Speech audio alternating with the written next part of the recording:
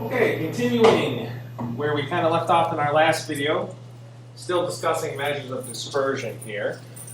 For the data set, 5, 4, 2, 5, 9, 6, 4, 5, 3, 1, 6, 7, 5, 8, 3, 7. They want me to construct the 5-number summary, find the range and interquartile range of the data set. So what the 5-number summary is the minimum, the first quartile, the median, the third quartile, and the maximum. So to find the 5-number summary there, I just got to find the min, the first quartile, the median, the third quartile, and the maximum. Now if I was going to do this out by hand, I could easily. I just have to put them in order. I'm going to practice using the calculator though, okay, and how we would enter these into the calculator. This is not a frequency table, right? It doesn't give me frequencies for these. It just lists a bunch of numbers. So what I'm going to do is not use L2, all right? I'm only going to use L1. All right, so under the stat menu, go to edit, all right? And remember, if you already have something in L1 or L2, if you arrow up until the L1 is highlighted, and press clear, and then arrow back down, it'll clear your list 1. Don't go up there and press delete, because that will delete L1, and then you'll have to go back and reset all the lists, okay? All right, now I put them in just the way they appear here, 5, 4, 2, 5, 9, 6, starting to get a little long, 5, 4, 2, 5, 9, 6. Okay, there we go. And then 4, 5, 3, 1.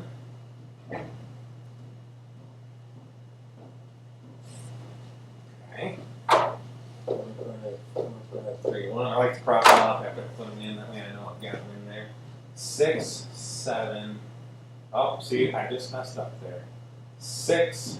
Enter, 7, enter. There we go. All right, and you'll want to go back and double check these to make sure you didn't screw anything up. And then I need 5, 8, 3, 7. 5, 8, 3, 7. Okay, there we go. I've got my data into L1. All right, and now to calculate, I'm going to do a single variable, one variable stats here. All right, and since I don't have a frequency list, I don't have to put anything in for the frequency list. I don't have to tell it L1 and then L2, all right? Okay, I've got all kinds of information here. I have X bar. Remember, X bar is the mean. Then I've got the sum of all the numbers, which is 80. Then I've got the sum of all the numbers squared.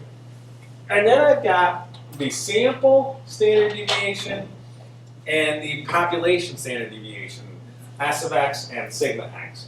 But for right now, I'm just trying to work on the 5-number summary, which is the minimum of 1. All right, Q1 is 3.5, the median is 5, and Q3 is 6.5, and the max is 9. All right, and I believe it wanted me to also find the range and the interquartile range. Okay, those are measures of dispersion. All right, so the range is 9 minus 1, which is 8. The interquartile range is going to be, interquartile range is 6.5 minus 3.5, or 3. Okay, what is the standard deviation? Sigma X, and that is on the calculator here, right? There it is, all right? Doesn't say where to round it to, so I'm of course going to round it somewhere here, but sigma X is 2.092, I guess it's fine. All right, what is the variance? Now, remember, the variance is the square of the sigma, all right, of the standard deviation. So, and this doesn't give this to you on the calculator. You can quite easily put in 2.09165000066 and then square it. Or, underneath, let's see, variables, we can put in with our statistics. All right, and you can see right there, choice 4 is sigma x, and then square it. That will give me the variance. right, of 4.375.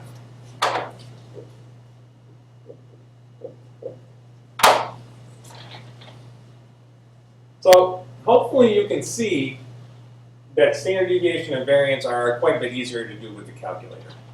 Now, here's another one we're going to do with the calculator, but this one here has a frequency table, so I'm going to handle this one a little bit differently.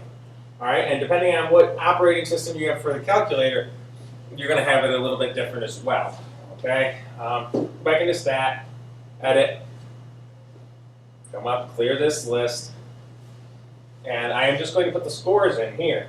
1, 2, 3, 4, 5. But double check to make sure that that really is what you're supposed to put in. Because on the regions, they'll get you thinking it's going to be 1, 2, 3, 4, 5, and then they'll do a 1, 2, 3, 5, 6. So you got to be careful. All right, and then the frequencies go into L2.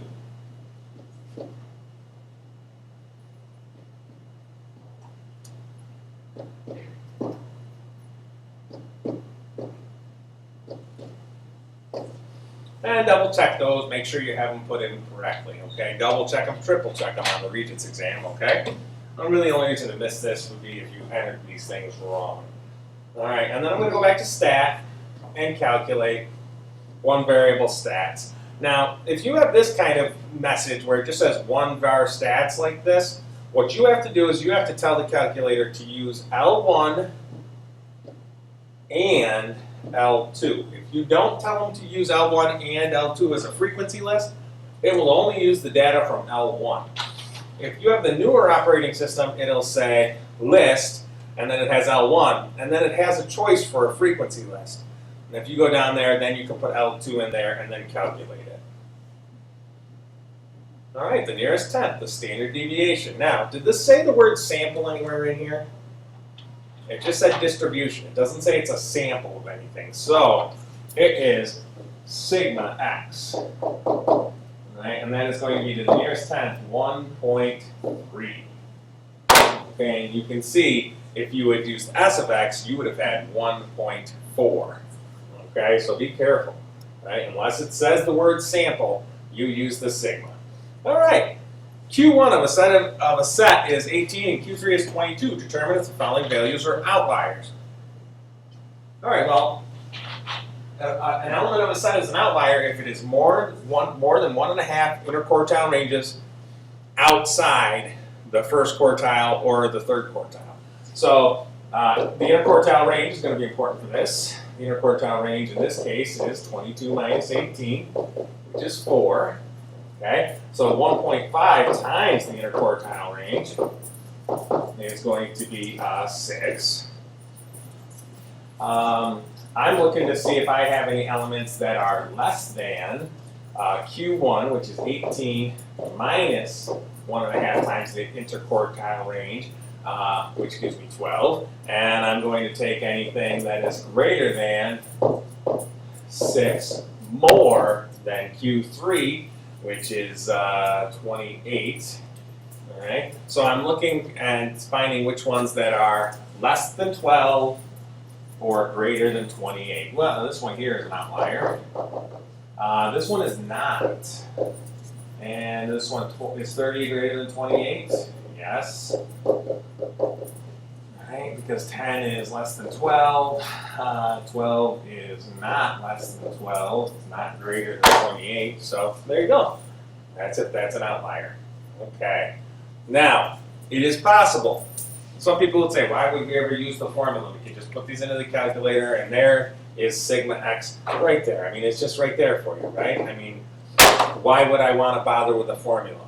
Well, theoretically, you could have a question like this. Right? It gives you 5 numbers, 3, 4, 7, x, and y. And tells you that they have a mean of 5 and a standard deviation of radical 2. It says find x and y given that y is greater than x.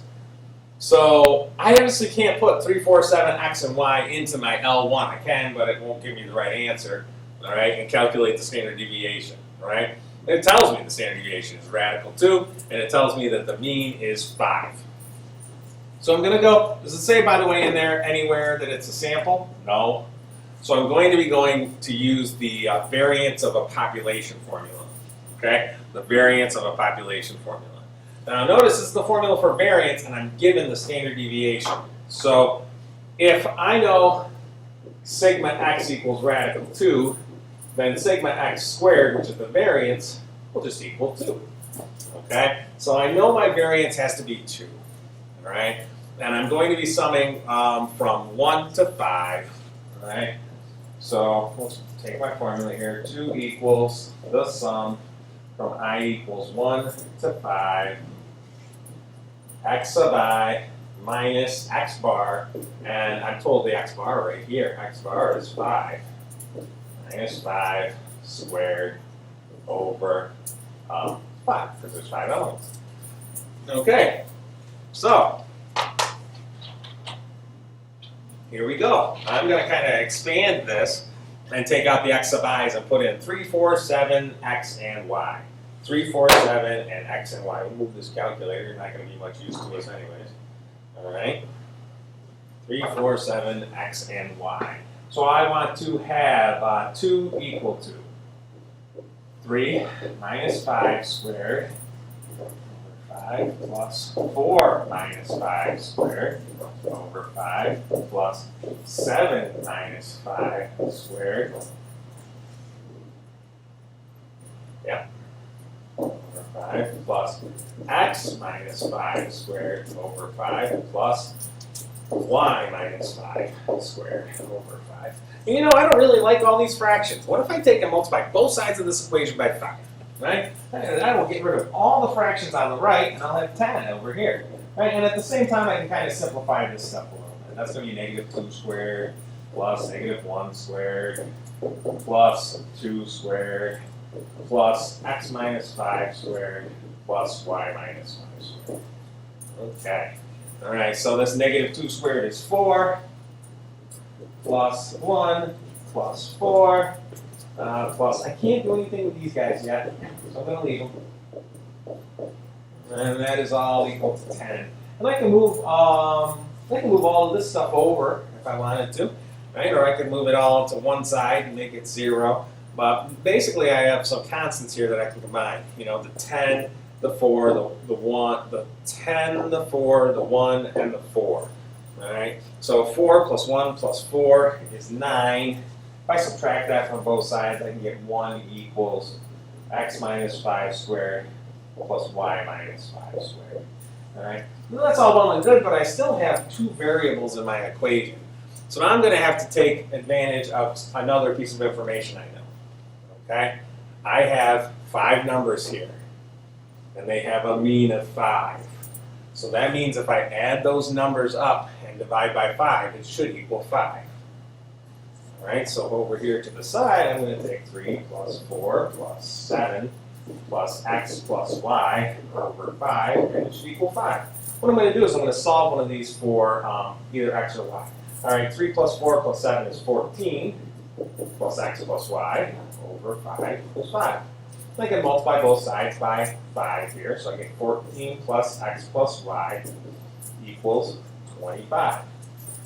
Subtract 14 from both sides, and I get x plus y equals 11. So I'm almost there. Now, it doesn't really matter. You pick, all right? You can either solve this for x or y. I'll solve it for x, I guess. That's going to be 11 minus y. All right, now I'm going to substitute 11 minus y in for my x. So it's 1 equals 11 minus y minus 5 squared plus y minus 5 squared. All right, and 11 minus 5 minus y, 11 minus y minus 5 is actually 6 minus y squared plus y minus 5 squared. That equals 1. All right, so now what I need to do here is I need to FOIL these guys. So that's going to be 36 minus 12y plus y squared minus 10y plus 25, and that's all equal to 1. So I have a quadratic. I'm going to want to get it set equal to 0 and solve for y. All right, once you do that, you're going to be able to get y, and then you can plug in and solve for x. Okay? And you're going to keep the answer where the y is bigger than the x. We'll finish it tomorrow in class. Thanks.